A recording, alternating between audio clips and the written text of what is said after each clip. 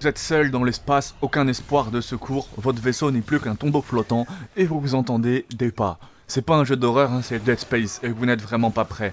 Dead Space, c'est pas juste tirer sur des monstres, c'est un jeu qui te force à réfléchir dans la panique. Ici, tu vises pas la tête, tu dois démembrer. Chaque combat devient une opération chirurgicale à la scie plasma. La caméra collée à l'épaule, aucun UHD, aucun menu flottant pour te rappeler que t'es dans un jeu. Ça, c'est cool. Tout est diégétiquement intégré. Ton inventaire, ta vie, tes munitions, tout est projeté sur ta combinaison. Résultat, tu n'as jamais l'impression d'être en sécurité. Jamais. Les ennemis, les nécromorphes, gore, vicieux, imprévisibles, certains jouent les morts, d'autres sortent des murs. Et tu crois qu'en t'enfermant dans une pièce t'es sauvé? Non, tu viens juste de créer ton propre cercueil. Dans Dead Space, tu joues Isaac Clarke, un ingénieur, pas un soldat, hein, envoyé pour réparer un vaisseau minier. L'USG Ishimura.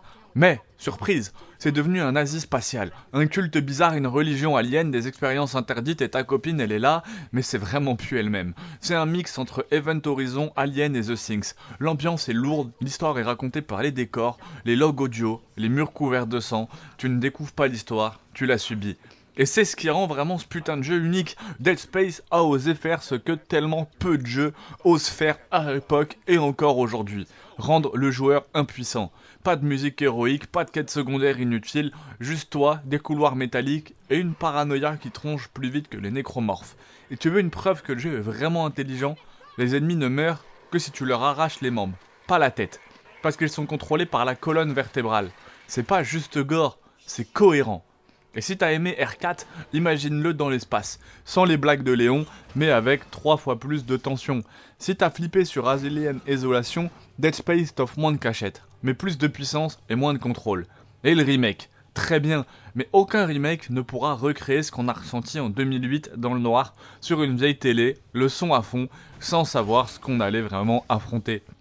Resident Evil 4, allez voir mon test dessus, je vous fais pas l'affront, vous devez connaître ce jeu, c'est incroyable Resident Evil 4, je pense que c'est...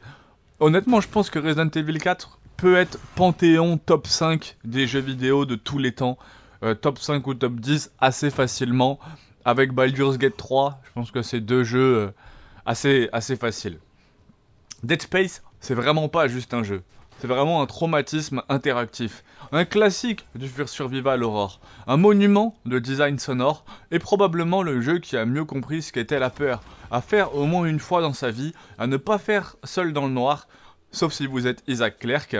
Si tu veux plus de jeux qui t'arrachent les tripes et qui te laissent des cauchemars, abonne-toi, mets le casque, prépare ta scie plasma. J'ai pas fini de creuser dans les cauchemars de certaines pépites vidéoludiques.